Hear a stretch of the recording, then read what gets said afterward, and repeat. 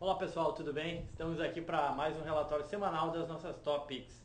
Bom, dezembro é um mês de alta, por isso que nós enviamos um relatório, está lá no blog da área de análise, você pode ir lá dar uma olhada, recomendando a compra de BOVA 11 para aqueles clientes que querem ficar posicionados, expostos ao risco do Ibovespa. Nos últimos 10 anos, a gente teve 10 anos de alta nos meses de dezembro, então por isso a gente pode acreditar num mês de alta nesse mês de dezembro. Bom, a semana vinha em queda de segunda e terça, mês de novembro, começou o mês de dezembro, a gente começou a incorrer em novas altas. Com isso, a gente encerrou aí a semana com o Ibovespa com uma alta de 3%. Em termos de indicadores, os indicadores não ajudaram muito e não justificam, inclusive, essa alta. Por isso que a gente reitera que realmente dezembro é um mês de alta, talvez os investidores já envoltos num clima de festa acabam voltando às compras. Até porque em novembro a gente teve uma forte queda aí, então investidores voltando às compras, procurando algumas pechinchas. Bom, o que a gente teve de dados, na verdade, a gente teve dados de emprego do setor de emprego nos Estados Unidos, que acabaram não vindo tão positivo. E a gente teve também o Banco Central brasileiro elevando a taxa de depósitos compulsórios. Bom, são dois dados não muito positivos que, exatamente como eu falei, não justificam a alta. Mas ainda assim, como eu falei, a nossa bolsa acumulou aí uma alta de 3%.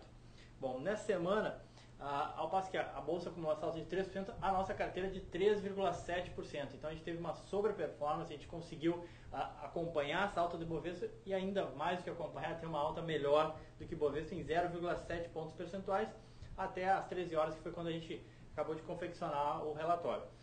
Bom, Gustavo, estou com o Gustavo Pires aqui para comentar as altas da semana. Bom dia. Bom dia, William. Como é que a gente justifica essa alta aí de Marfrig? Pois é, William, realmente a semana foi positiva para a gente, como a gente pode observar aqui no gráfico ao lado. Tivemos uma performance de 3,7% na semana, um pouco acima do Ibovespa, né, que teve uma alta bem expressiva.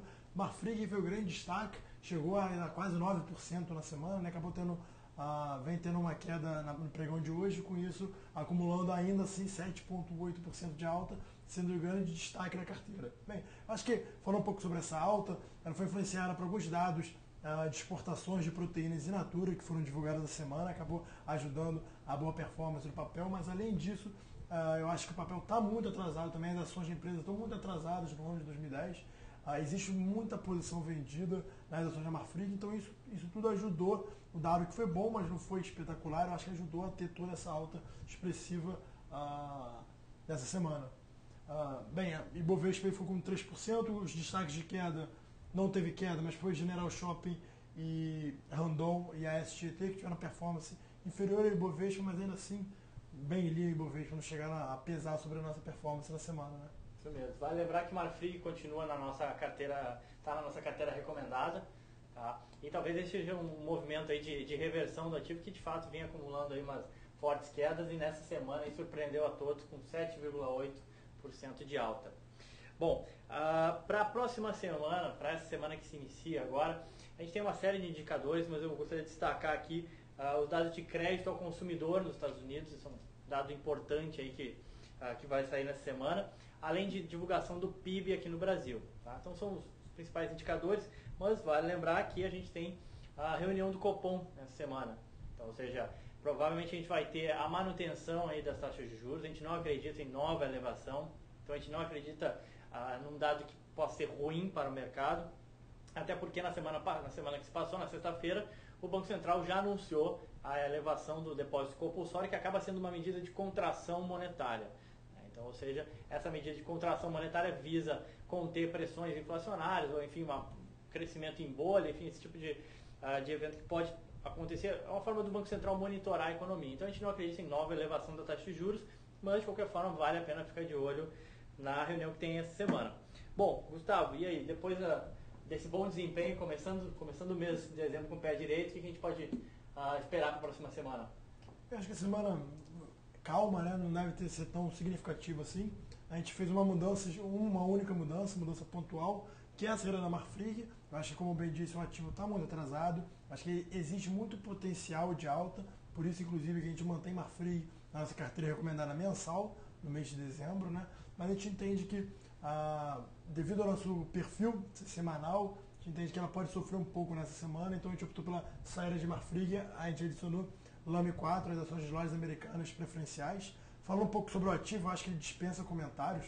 Acho que praticamente todo mundo conhece ou já visitou algumas das lojas americanas, mas falando um pouco dos indicadores financeiros da empresa, ela divulgou há pouco tempo, no mês passado, o seu resultado do terceiro trimestre, que foi muito bom, melhora em praticamente todas as margens, melhorou bastante o capital de giro da sua financeira, junto com o Banco Itaú.